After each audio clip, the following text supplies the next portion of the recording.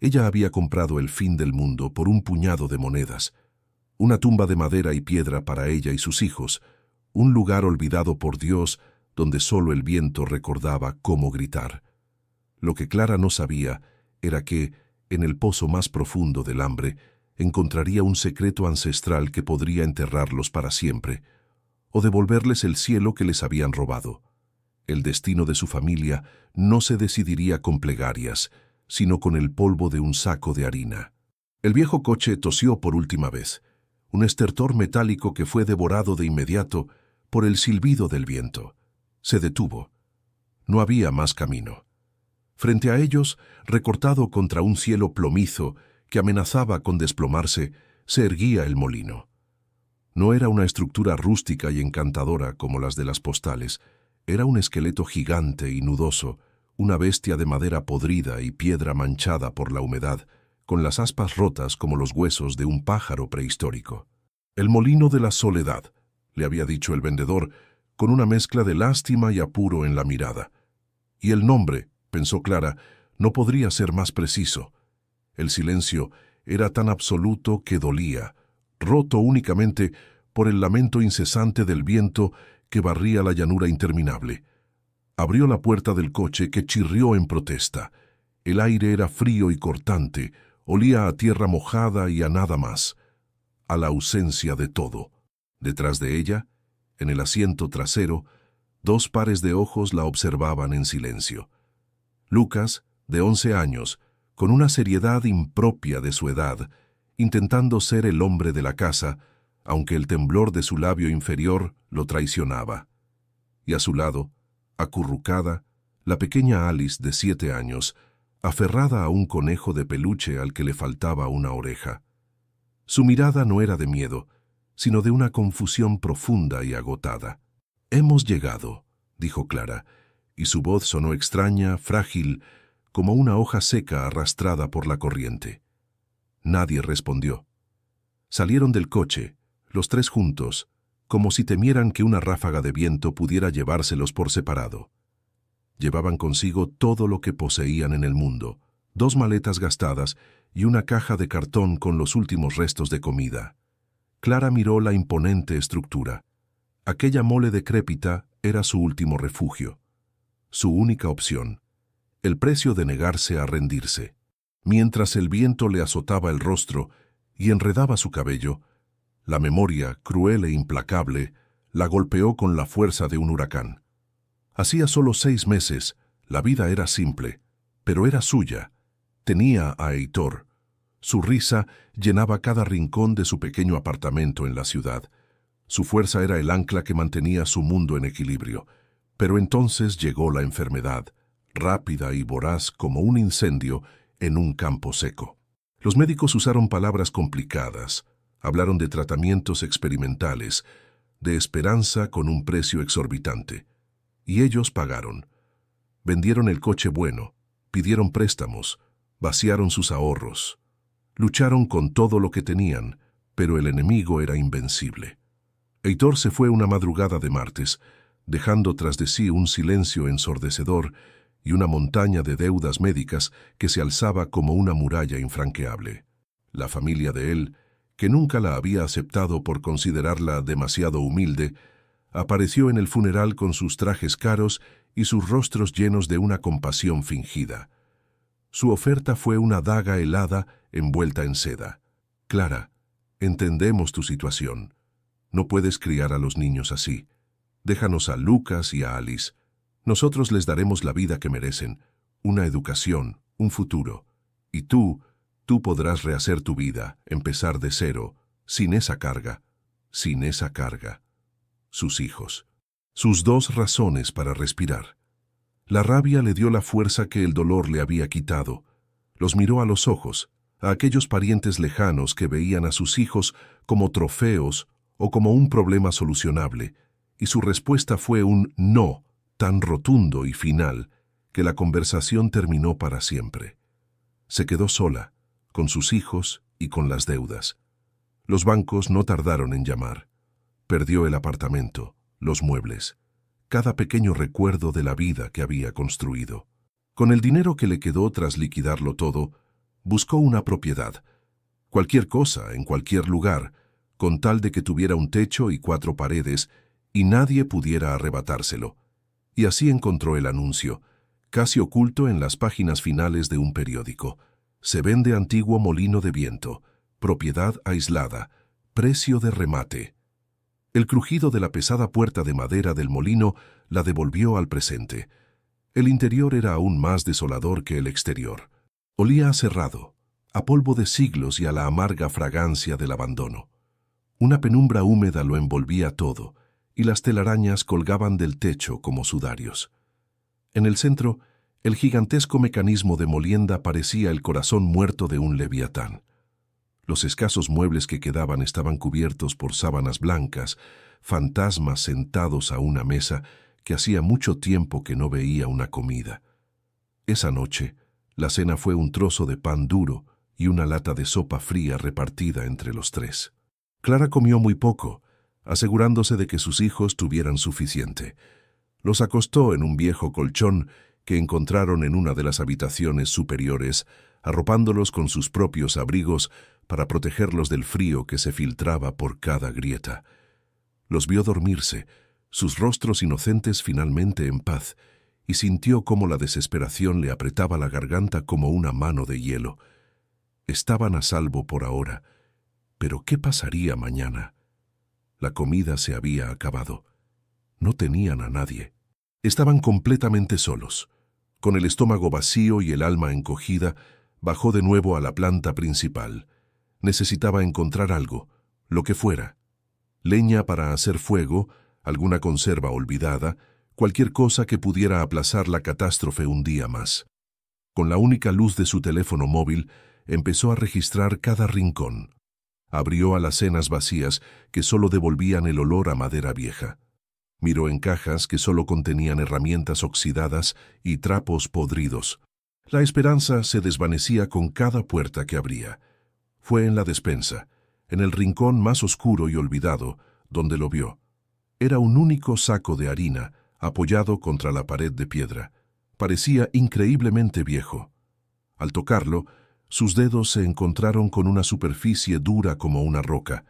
La harina en su interior se había petrificado por la humedad y el paso de las décadas. Era inútil. Las lágrimas de frustración pugnaban por salir. Era el símbolo perfecto de su situación, una promesa de sustento convertida en piedra. El hambre, el miedo y la rabia se arremolinaron dentro de ella.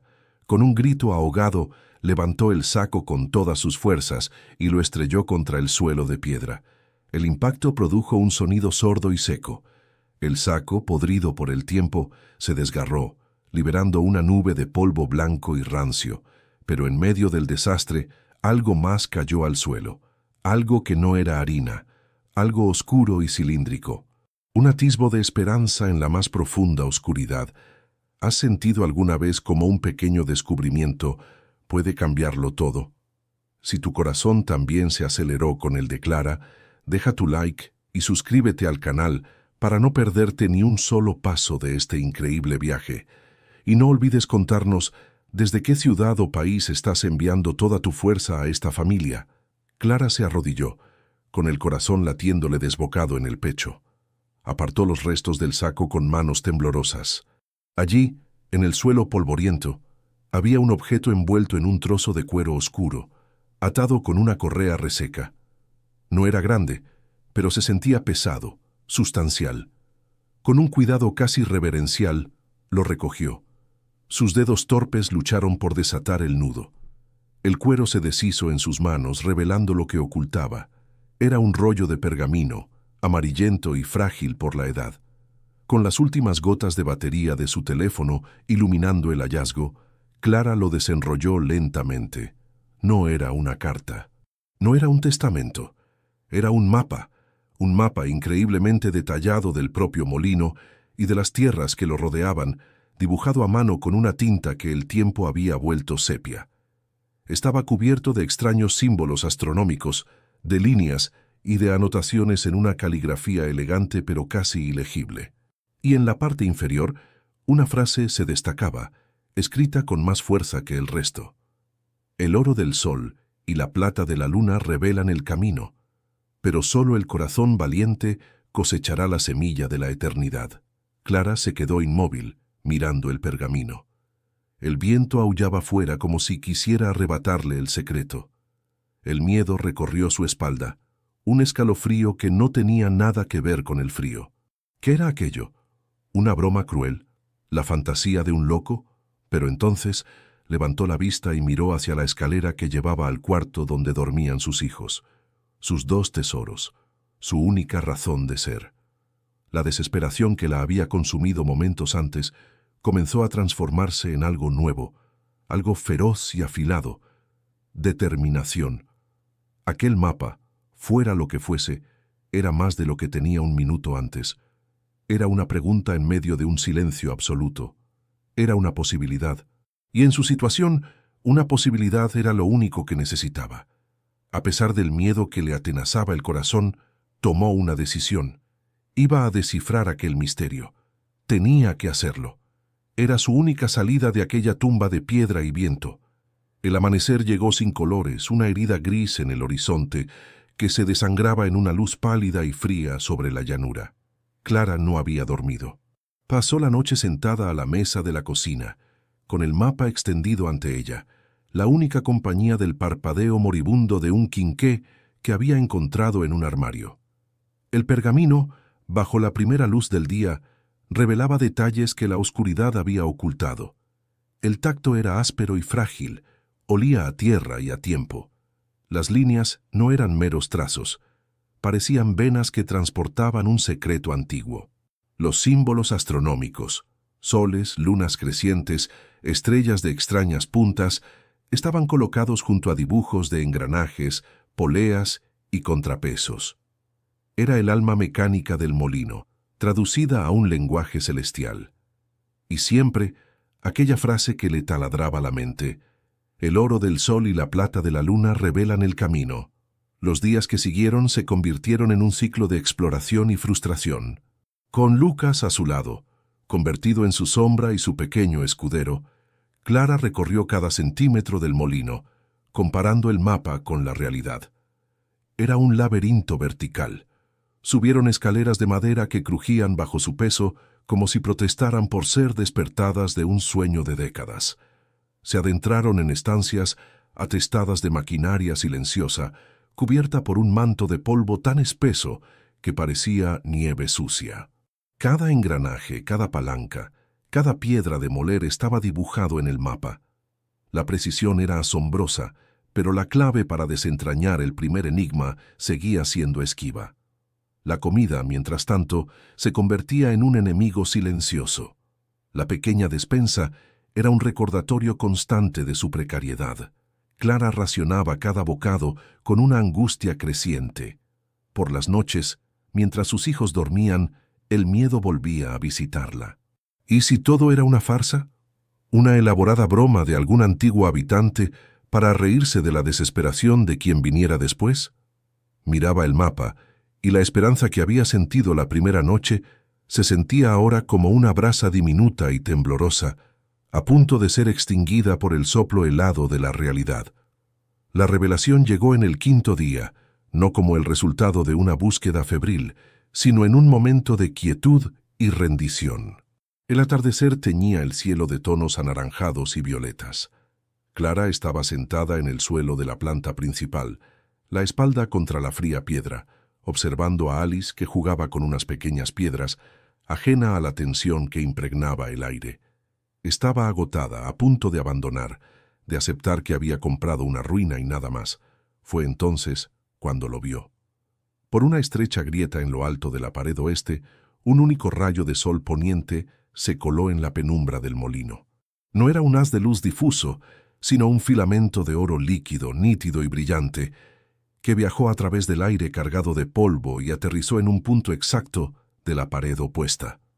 Allí, sobre una de las enormes vigas de madera que sostenían la estructura, el rayo iluminó una marca casi invisible, un pequeño círculo grabado en la madera, tan viejo y desgastado que se confundía con las vetas naturales.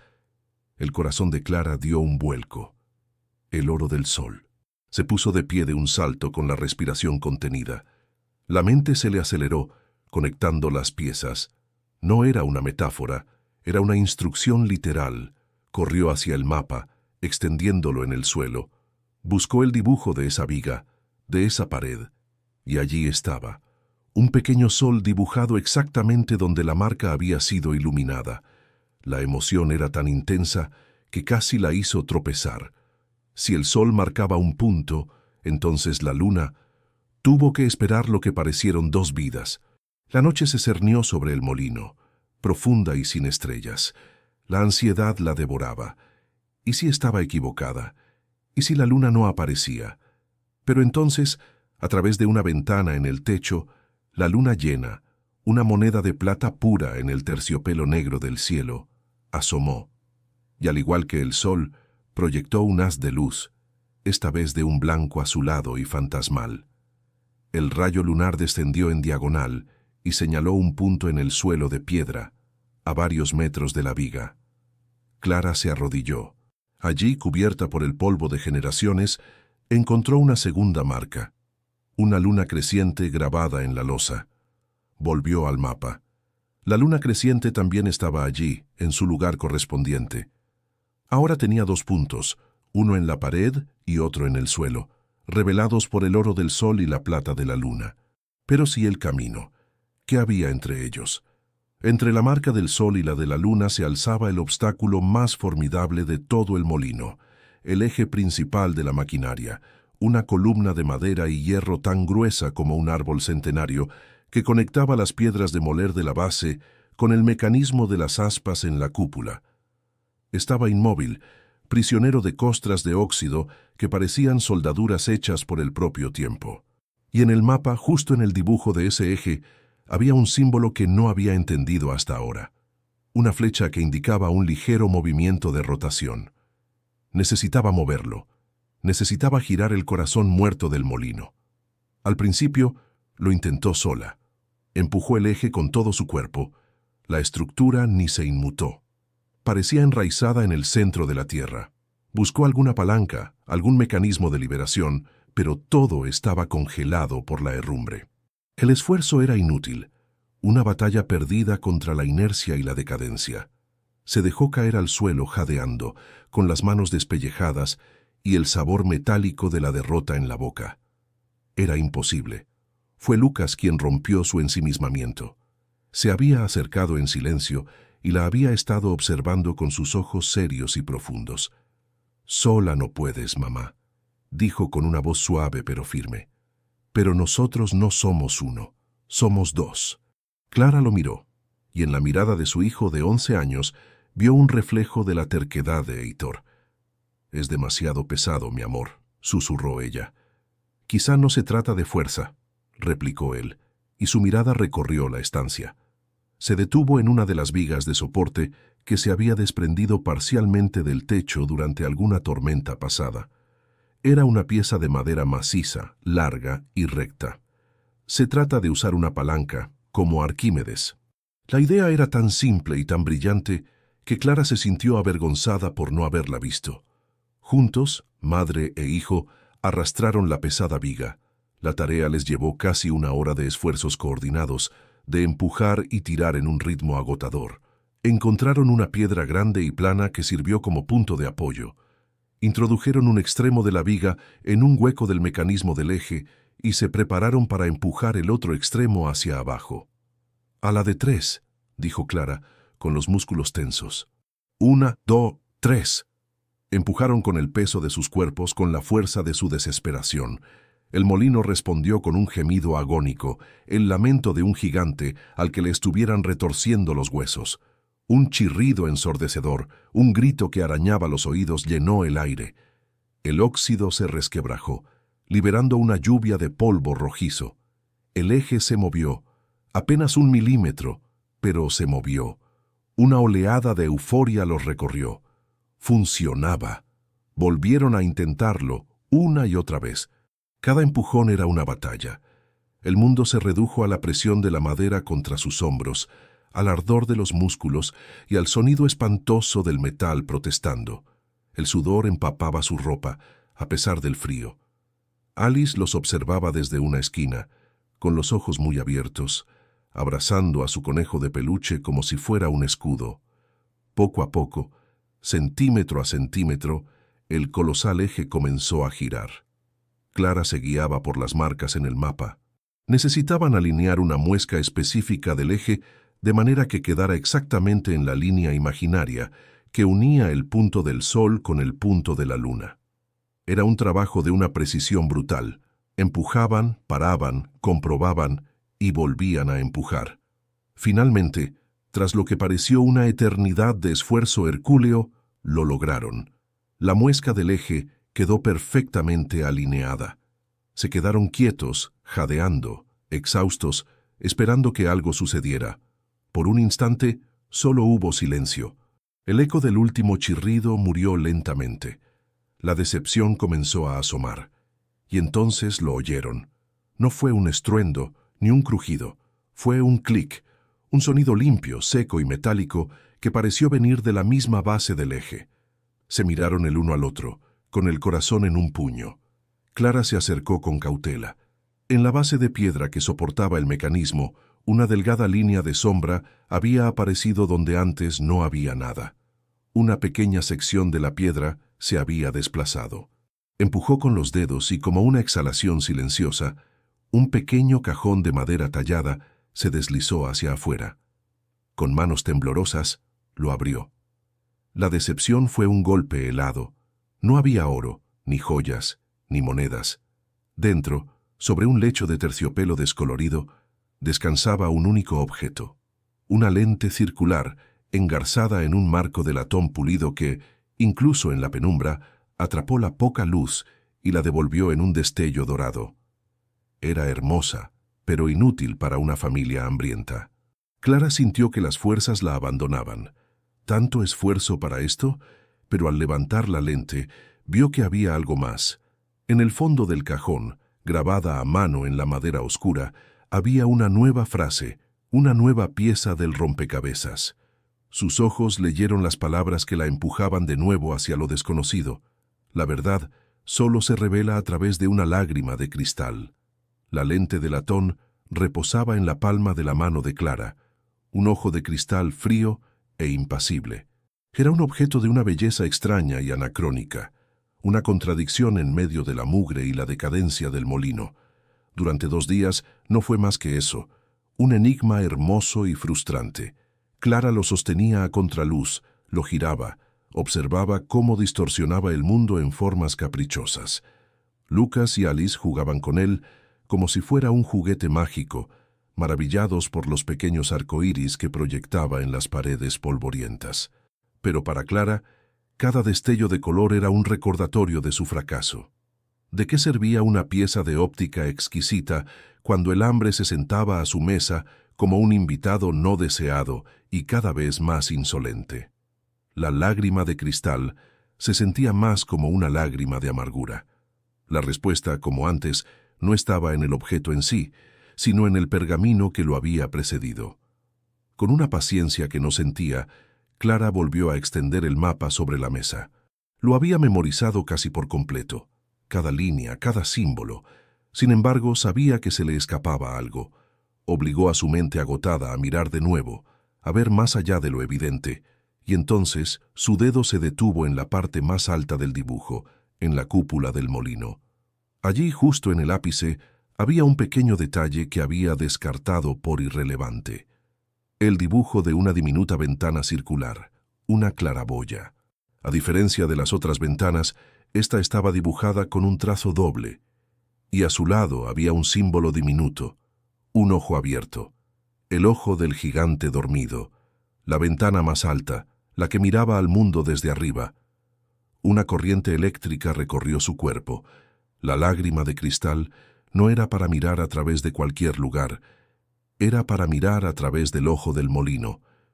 Un escalofrío le recorrió la espalda, una mezcla de euforia y pavor. Tenía que subir, tenía que llegar a la cúpula, al punto más alto y peligroso de toda la estructura. Esa misma tarde, el mundo exterior pareció percibir su decisión. El cielo, que había permanecido en un estado de melancolía gris durante días, comenzó a transformarse. El horizonte se tiñó de un morado violáceo, un moretón en la piel del cielo. El viento, que hasta entonces había sido un lamento constante, cambió su tono. Ya no susurraba, ahora gruñía, un rugido gutural que nacía en las entrañas de la llanura y se acercaba con una prisa amenazante. Una tormenta se estaba gestando, una de esas tempestades violentas y repentinas por las que la región era conocida. Clara sintió la urgencia como un nudo helado en el estómago. La tormenta no era solo un obstáculo, era un ultimátum. Sus provisiones se habían reducido a un puñado de arroz y unas pocas verduras enlatadas. No podían permitirse quedar atrapados durante días, esperando a que el tiempo mejorara. El hambre era un enemigo más paciente, pero igual de letal que la tormenta. Tenía que subir, y tenía que ser ahora. Lucas, Alice, dijo, con una calma que le costó un esfuerzo sobrehumano. Quiero que se queden en la habitación de arriba, jueguen juntos y no se asomen por nada del mundo, ¿de acuerdo? Mamá tiene que arreglar una cosa en el techo. Lucas la miró, y la comprensión en sus ojos la desarmó. No preguntó por qué, simplemente asintió. Ten cuidado, mamá, fue todo lo que dijo. Clara los abrazó con una fuerza que guardaba todo su miedo y todo su amor. Luego, con la lente de latón guardada a buen recaudo en el bolsillo de su chaqueta y una cuerda vieja que había encontrado enrollada en la cintura, salió al exterior. El mundo que la recibió era un caos en ciernes. El viento la golpeó con la fuerza de una pared invisible, obligándola a inclinarse para no caer. Las aspas rotas del molino gemían y silbaban, produciendo una música discordante y aterradora. La estructura de madera, que ya parecía frágil, ahora temblaba visiblemente con cada embestida del vendaval. Miró hacia arriba, siguiendo la línea curva de la pared de piedra y madera hasta la cúpula, que parecía tocar las nubes negras y turbulentas. La subida parecía imposible, un acto de locura. Por un instante, el vértigo la paralizó. Un terror primordial, la simple y llana fobia a las alturas, amenazó con hacerla retroceder hacia la falsa seguridad del interior. Pero entonces, la imagen de los rostros de sus hijos apareció en su mente, y el miedo se transformó en combustible. La ascensión comenzó. No había una escalera exterior. Tuvo que usar las viejas vigas de soporte de madera, las grietas en la piedra y los listones que aún quedaban de alguna reparación antigua como precarios puntos de apoyo para manos y pies. La madera estaba húmeda y resbaladiza, cubierta de un musgo traicionero. Cada movimiento era un cálculo de riesgo y confianza. El viento la azotaba sin piedad, intentando arrancarla de la pared como a una hoja seca. Sus dedos, entumecidos por el frío, se aferraban a la madera astillada, sintiendo cómo las pequeñas astillas se le clavaban en la piel. A mitad de camino empezó a llover. No eran gotas, sino agujas de hielo que el viento le lanzaba al rostro, cegándola. El mundo se convirtió en un borrón gris y rugiente. El sonido era abrumador, el crujido agónico de la estructura, el silbido del viento pasando por las grietas, el golpeteo furioso de la lluvia. Era una sinfonía del caos, y ella estaba en el centro de ella. Un pie resbaló. Por una fracción de segundo, su cuerpo quedó suspendido en el aire, sostenido únicamente por la fuerza de sus manos. Un grito ahogado murió en su garganta. Miró hacia abajo. El suelo estaba terriblemente lejos, un remolino de tierra y hierba. El pánico, frío y paralizante, la inundó. Sus músculos temblaron al borde del colapso. No puedo, pensó. No puedo hacerlo. Pero entonces, desde el interior del molino, le pareció oír la risa de Alice. Quizás fue solo el viento, una ilusión, pero fue suficiente. Con un gruñido que fue más de animal herido que de ser humano, encontró un nuevo punto de apoyo, clavó las botas en una hendidura y siguió subiendo. 1 metro. Luego otro. Ya no pensaba, solo se movía, un acto de pura supervivencia y voluntad. Finalmente, con los pulmones ardiendo y los músculos gritando en protesta, sus dedos tocaron el metal frío del borde de la cúpula.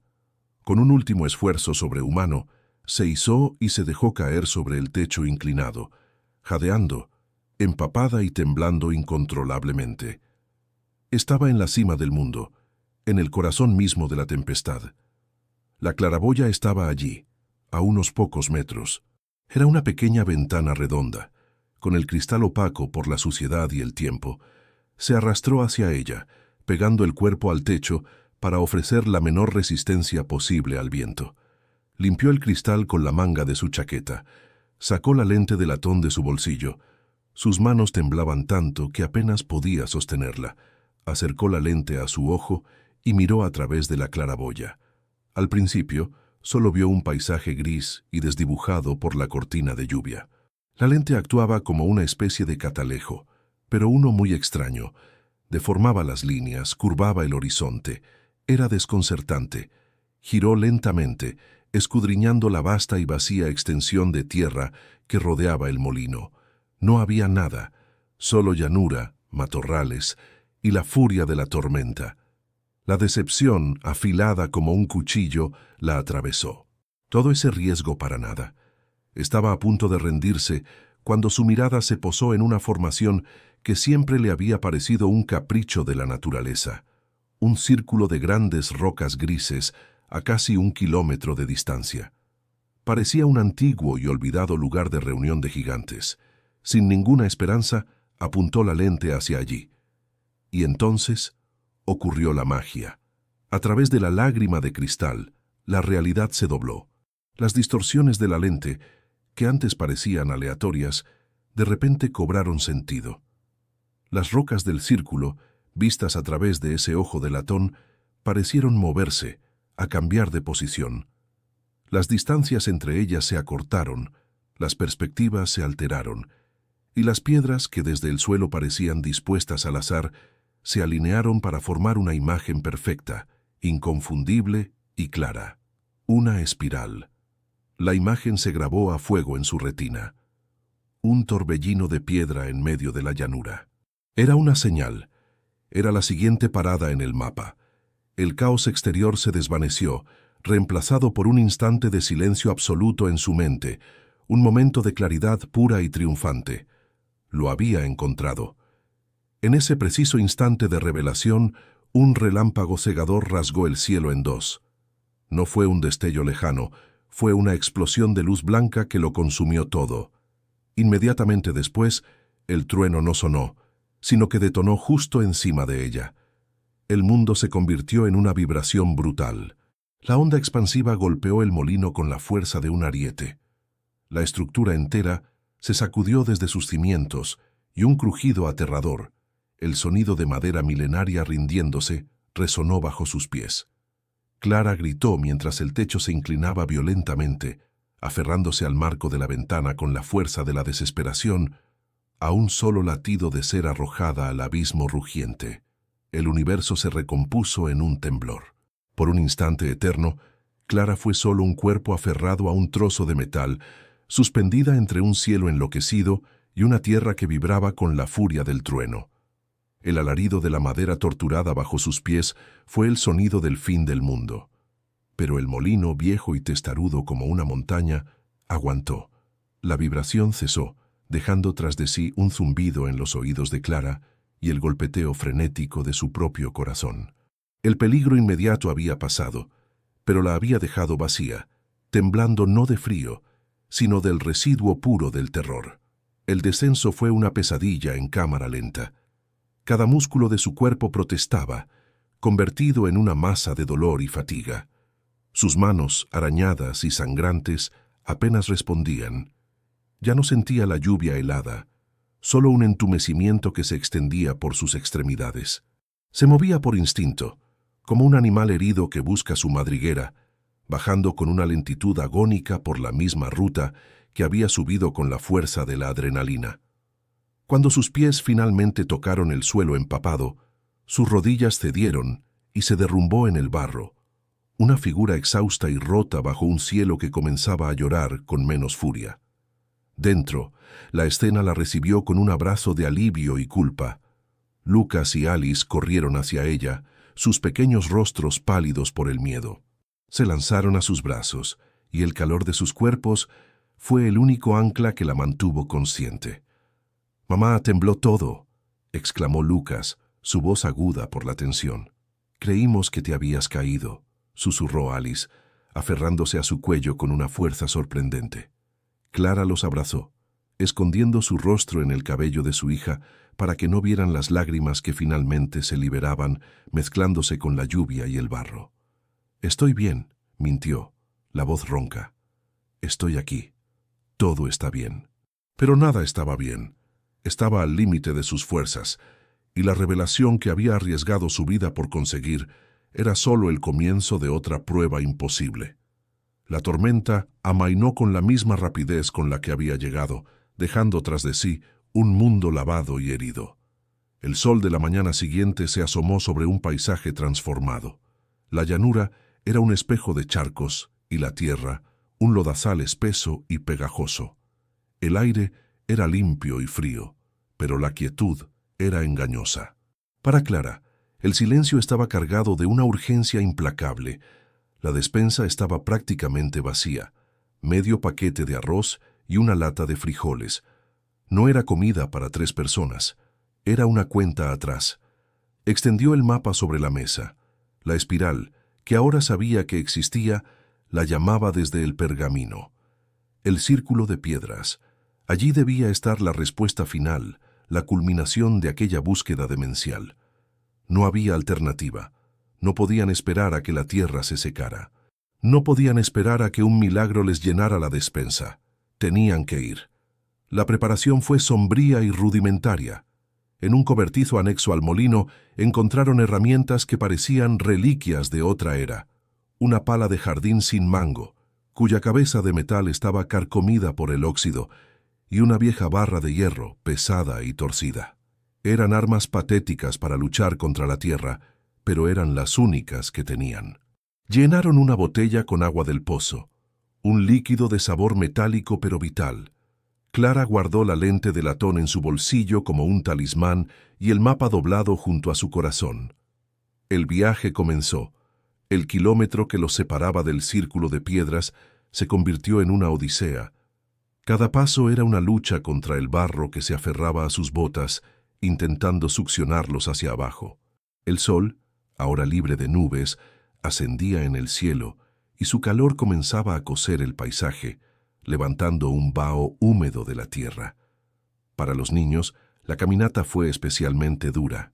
Alice, con sus piernas cortas, tropezaba a menudo, y Clara tenía que cargarla durante largos trechos, sumando el peso de la niña a su propio agotamiento. Lucas caminaba a su lado, en silencio, con el ceño fruncido por la concentración, cargando la barra de hierro como si fuera la espada de un caballero. El molino se hacía cada vez más pequeño a sus espaldas, un punto solitario en la inmensidad, hasta que desapareció tras una ondulación del terreno. Estaban solos, completamente expuestos bajo un cielo azul infinito y cruel. El silencio había regresado, pero ahora era diferente. No era el silencio del abandono, sino el silencio primordial de la tierra, indiferente a su pequeña y desesperada expedición. Finalmente, las vieron. Un conjunto de megalitos grises que se alzaban en medio de la llanura como los dientes rotos de una mandíbula colosal. El lugar tenía un aura de antigüedad, de un poder silencioso y dormido. Al acercarse, la escala de las rocas se hizo evidente. Eran enormes, algunas tan altas como 2 hombres, dispuestas en un círculo casi perfecto. El aire aquí parecía más denso, cargado de una energía palpable. Siguieron el perímetro hasta encontrar la piedra central, tal como indicaba el mapa. Y allí, grabado en la superficie erosionada por siglos de viento y lluvia, estaba el símbolo, la espiral. Era real. Una oleada de alivio y temor recorrió a Clara. No había sido una alucinación. No se había vuelto loca. La promesa del mapa era tangible. Estaba bajo sus pies. La frase del pergamino resonó en su mente. La fortuna pertenece a aquel que tiene el coraje de moler los granos del pasado. Y las instrucciones implícitas en el mapa de Anselmo, el molinero original, eran claras.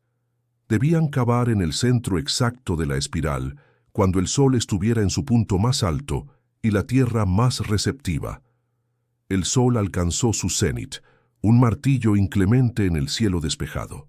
No había sombra alguna en el círculo de piedras. Clara tomó la pala rota y hundió la punta en la tierra. El suelo respondió con una resistencia obstinada. Era un terreno compacto, una mezcla de arcilla seca y grava que parecía cemento. El primer intento apenas dejó una muesca. Así comenzó la parte más dura de su viaje, un trabajo brutal y desmoralizador. Se turnaban, Clara y Lucas, golpeando la tierra con la pala y la barra de hierro. El sonido rítmico y metálico era lo único que rompía el silencio. El sol les castigaba la nuca, el sudor les picaba en los ojos, y la sed se convirtió en una lija en sus gargantas. Bebían pequeños sorbos de agua, racionándola con un cuidado extremo. Las manos de Clara, ya heridas, no tardaron en llenarse de ampollas que se abrieron, dejando la piel en carne viva. Las horas pasaban con una lentitud exasperante. El sol comenzó su lento descenso hacia el oeste. Cavaron un agujero que primero les llegó a los tobillos, luego a las rodillas. La tierra parecía no tener fin. La duda, un veneno frío y sutil, empezó a infiltrarse en la mente de Clara. ¿Y si estaban en el lugar equivocado? ¿Y si la espiral era solo una marca y no una señal? ¿Y si la fortuna era una metáfora, un acertijo espiritual sin recompensa material? El delirio de una madre hambrienta, aferrándose a la fantasía de un viejo loco. La fuerza física comenzó a abandonarla. Cada palada era un esfuerzo monumental. Sus brazos temblaban, sus piernas flaqueaban. Se detuvo, apoyada en el mango improvisado, con la vista nublada por el agotamiento. Miró el agujero inútil, la tierra removida, y sintió cómo la esperanza que la había impulsado hasta allí se desmoronaba, convirtiéndose en polvo y ceniza. «No hay nada», susurró, la voz quebrada. «Aquí no hay nada». Se dejó caer de rodillas al borde del hoyo, vencida. La enormidad de su fracaso la aplastó. Había arrastrado a sus hijos a través del lodo, los había hecho trabajar bajo un sol abrasador, persiguiendo un fantasma. Y ahora estaban allí, más lejos que nunca de cualquier ayuda, sin comida, sin fuerzas y sin esperanza. Lucas, que había estado descansando a la sombra de una de las rocas, se acercó. Su rostro estaba sucio de tierra y sudor, pero sus ojos brillaban con una intensidad inquebrantable. «No», dijo, su voz sorprendentemente fuerte. «No hemos llegado hasta aquí para rendirnos ahora». El mapa no mentía. La lente no mentía. Tomó la pesada barra de hierro, que parecía demasiado grande para él. Se metió en el agujero y con un gruñido de esfuerzo, la clavó en el fondo. «Tiene que estar aquí», dijo, más para sí mismo que para ella. La fe de su hijo fue como una bofetada, un electrochoque que la sacó de su letargo. Se levantó, avergonzada de su propia debilidad. Si él con sus 11 años podía seguir creyendo, ¿quién era ella para rendirse? Se unió a él en el agujero. No hablaron, solo cavaron. Impulsados no ya por la esperanza de una recompensa, sino por un acto de pura y obstinada rebeldía contra la desesperación.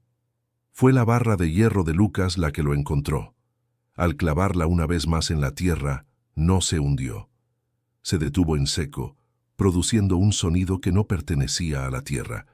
Un clank sordo, metálico y definitivo. Se miraron. El cansancio se evaporó, reemplazado por una descarga eléctrica de adrenalina. Cayeron de rodillas y empezaron a cavar con las manos, arañando la tierra con una energía frenética.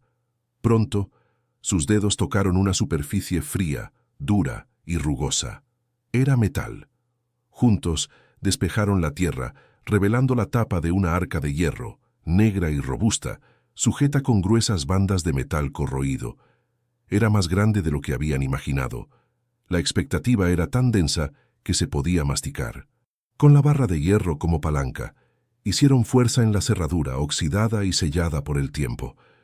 Hubo un chirrido de protesta, un crujido de metal rindiéndose, y la pesada tapa cedió y se abrió. Contuvieron la respiración, asomándose al interior. Sus ojos, acostumbrados a la luz del sol, tardaron un segundo en ajustarse a la oscuridad de la caja. Esperaban el brillo del oro, el destello de las gemas, una fortuna que pusiera fin a todas sus penurias. Pero no fue eso lo que vieron. El interior del arca no devolvía ningún resplandor. Miraron fijamente, confundidos, el corazón hundiéndose en una nueva y extraña clase de decepción. La caja no estaba llena de tesoros, estaba llena de sacos de tela. El silencio que cayó sobre el círculo de piedras fue más profundo que el agujero que habían cavado. Era un silencio denso, tejido con el hilo de la incredulidad y una punzada amarga de anticlímax. El sol de la tarde, ya bajo en el horizonte, bañaba la escena con una luz dorada y melancólica, casi burlona. Ante ellos, la arca abierta no ofrecía el destello de la riqueza soñada, sino la humilde y terrenal visión de docenas de pequeños sacos de arpillera, atados con cordeles y ordenados con una pulcritud que había sobrevivido al paso de los siglos. Clara se quedó paralizada, arrodillada al borde del foso, con la mente en blanco. La secuencia de emociones fue vertiginosa. Primero, una confusión absoluta. Luego, una ola helada de decepción tan intensa que le robó el aliento. Había sido ese el gran secreto. Habían arriesgado la vida, luchado contra el hambre y la desesperación por un alijo de ¿sacos? Se sentía como la víctima de la broma más cruel y elaborada del universo. Cada esfuerzo, cada gota de sudor, cada momento de terror, parecía haberse disuelto en aquella visión absurda. Lucas, a su lado, compartió su desconcierto. Metió la mano en la arca y sacó uno de los saquitos. Era pequeño, cabía en la palma de su mano, y pesaba muy poco. Desató el nudo con dedos torpes y volcó el contenido. Lo que cayó no fueron pepitas de oro ni piedras preciosas, sino una colección de semillas oscuras y diminutas, de formas y tamaños extraños, diferentes a todo lo que habían visto antes. Parecían guijarros pulidos por un río inexistente. ¿Son semillas?», preguntó, su voz teñida de una perplejidad infantil que rompió el corazón de Clara. Era demasiado. La tensión acumulada durante semanas, la esperanza frágil que la había mantenido en pie, se hizo añicos. Clara se apartó de la arca y se sentó pesadamente en el suelo, dándole la espalda. Apoyó los codos en las rodillas y hundió el rostro entre las manos. No lloró. Estaba más allá de las lágrimas. Se sentía vacía, hueca, estafada por un fantasma. La fortuna no era más que un puñado de tierra seca. El legado del molinero era una burla a su miseria. Todo había terminado. El juego había concluido y habían perdido. Alice, que se había mantenido al margen, se acercó a la arca con la curiosidad inocente de sus 7 años. Mientras Lucas examinaba las extrañas semillas, ella se interesó por lo que había debajo de los sacos.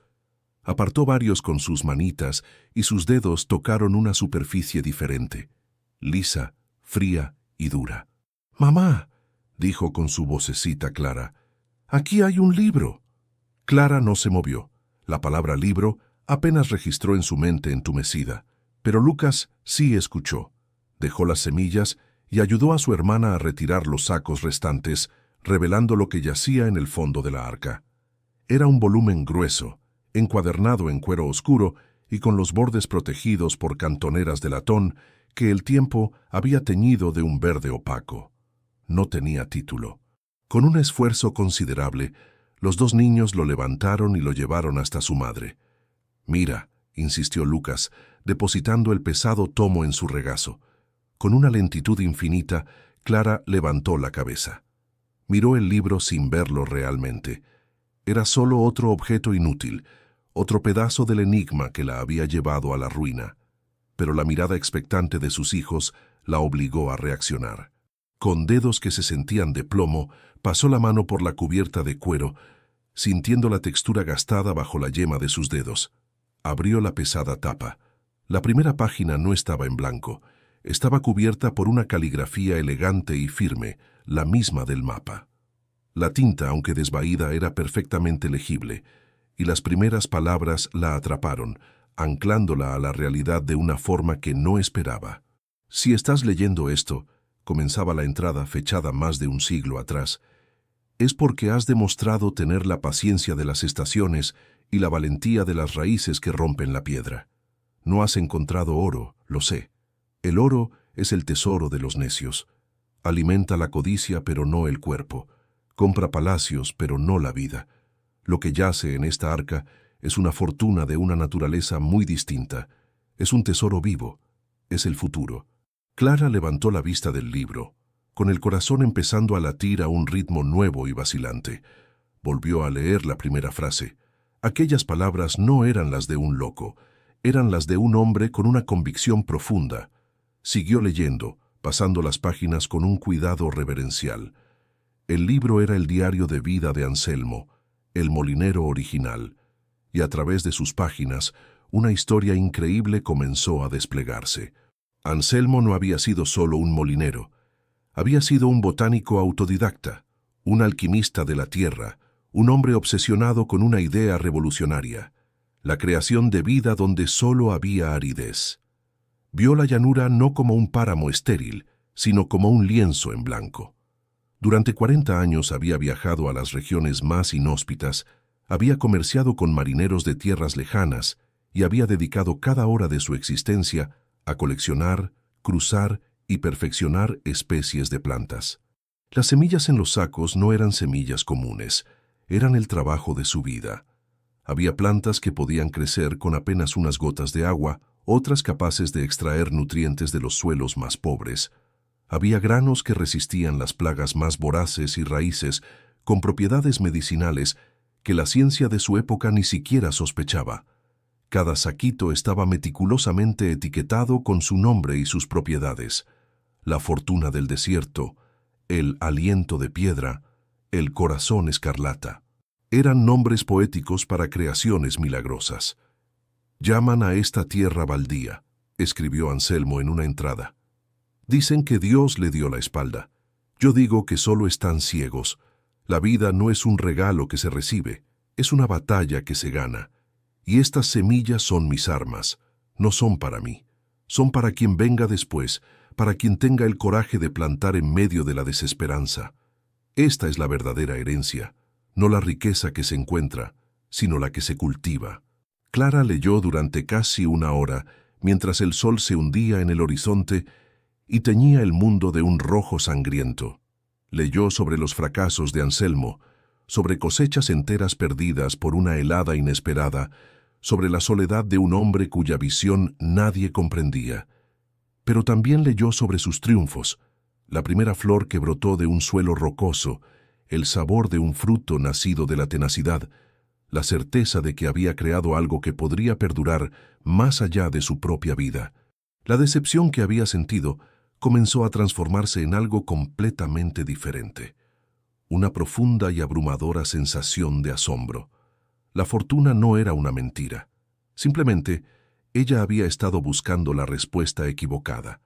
Había buscado una solución rápida, un final para sus problemas. Pero Anselmo no le había dejado un final, le había dejado un comienzo. No le había entregado un premio, sino una herramienta, una herencia, un propósito. La magnitud del descubrimiento la sobrecogió. Esto era infinitamente más valioso que el oro.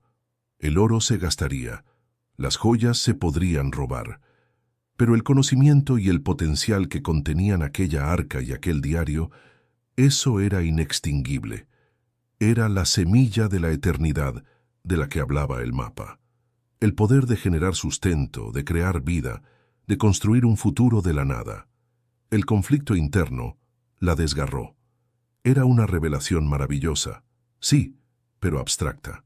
El legado de Anselmo prometía un futuro, pero el hambre de sus hijos era una amenaza presente, inmediata. ¿De qué le servía un tesoro que tardaría meses o años en dar sus frutos? La desesperación que había sentido antes no desapareció, pero cambió de forma. Ya no era la desesperación pasiva de la víctima, sino la desesperación activa de quien se enfrenta a un desafío titánico. Cerró el diario. El último rayo de sol se extinguió y la primera estrella apareció en el cielo crepuscular. Miró a sus hijos. Lucas había vuelto a examinar las semillas, esta vez con una curiosidad reverente. Alice se había quedado dormida con la cabeza en su regazo. Miró la tierra yerma que se extendía a su alrededor, una vastedad oscura y silenciosa. No sabía nada de agricultura, nunca había plantado nada en su vida. La tarea que tenía por delante era tan monumental como mover una montaña con las manos desnudas. El miedo seguía ahí, un nudo frío en su estómago. El miedo al fracaso, el miedo a no ser suficiente. Pero algo había cambiado fundamentalmente dentro de ella. Ya no se sentía una viuda desamparada a merced del destino. Se sentía como la heredera de un legado, la guardiana de un milagro. El mapa la había guiado, pero el verdadero viaje comenzaba ahora. Tomó uno de los saquitos de la arca, sintió las pequeñas y duras semillas a través de la tela. Eran una promesa, eran un pacto con la tierra y con el fantasma de un hombre visionario. Su mirada ya no era de derrota, sino de una claridad feroz, casi salvaje. La decisión se forjó en el silencio de aquella llanura, bajo la mirada de 1.000.000 de estrellas.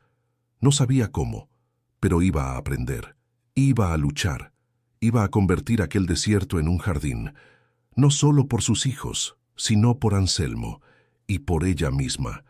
Sostuvo el saquito con fuerza en su mano y susurró una promesa al viento nocturno, una declaración de guerra contra la desesperanza.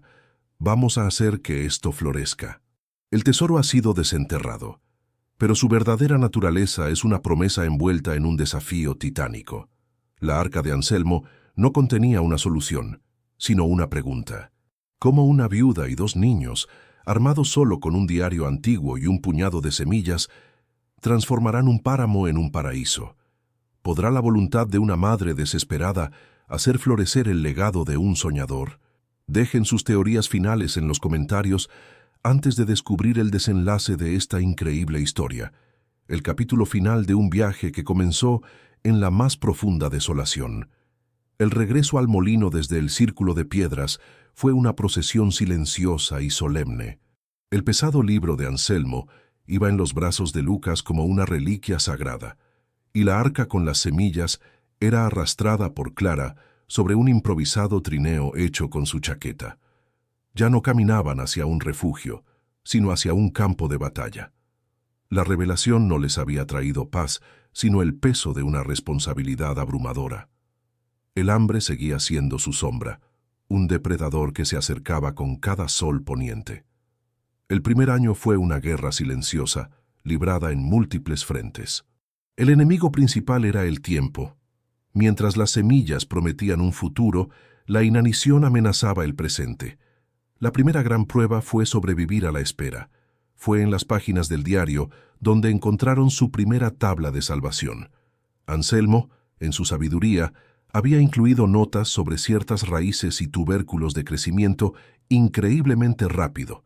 No eran sus creaciones más espectaculares, pero eran nutritivas y resistentes. Las llamó raíces de la paciencia. Con una urgencia febril, Clara y Lucas prepararon un pequeño trozo de tierra junto al molino, la zona más protegida del viento, y plantaron aquellas primeras semillas.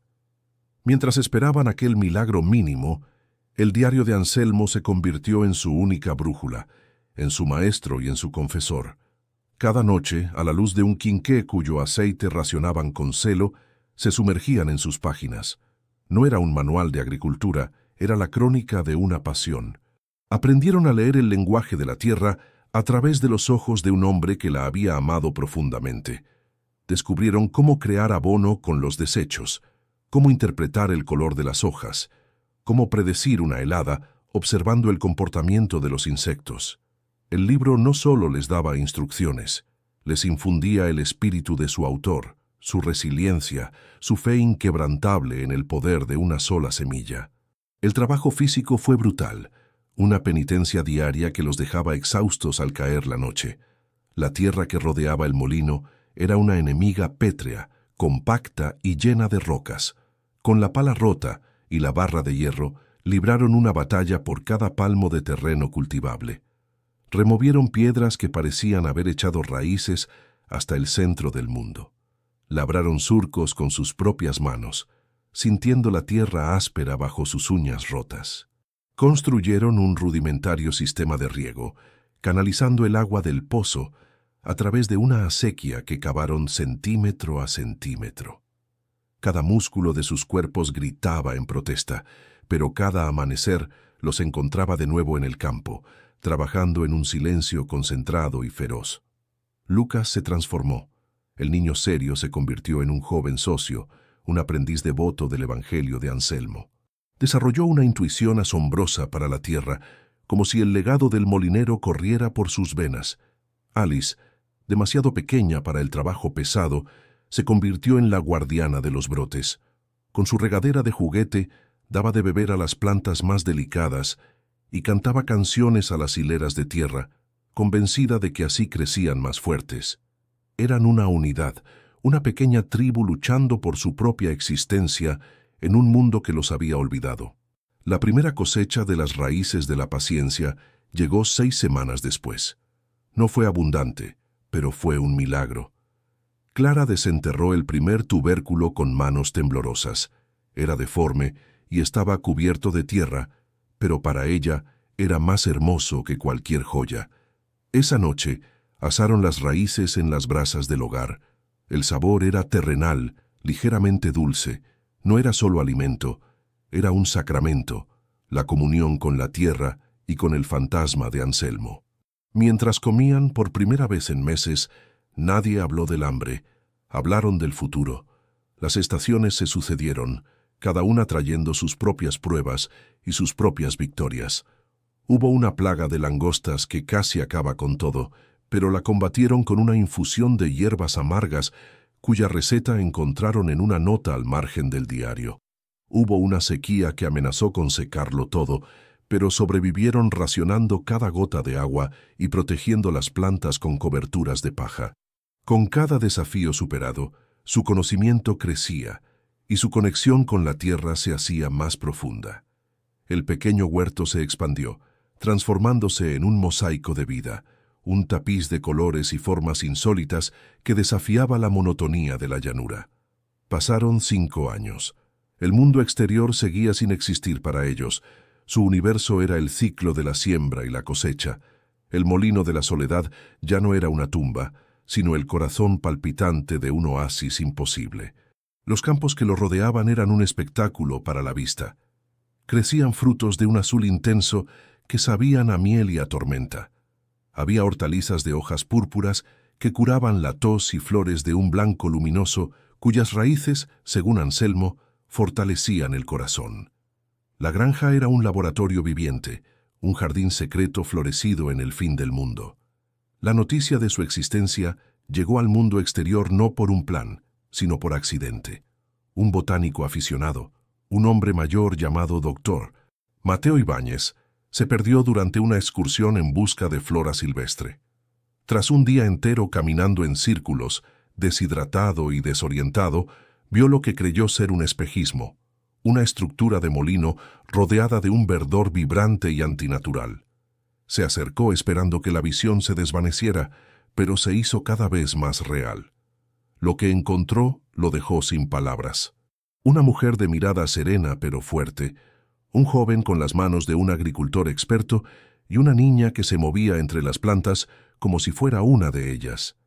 Y las plantas eran especies que no existían en ningún libro de botánica. Eran imposibles. Probó una fruta que Clara le ofreció y sintió una explosión de sabor que nunca había experimentado. Vio cómo curaban una herida en su mano con la savia de una hoja. Se quedó una semana escuchando la increíble historia, estudiando el diario de Anselmo con una reverencia casi religiosa.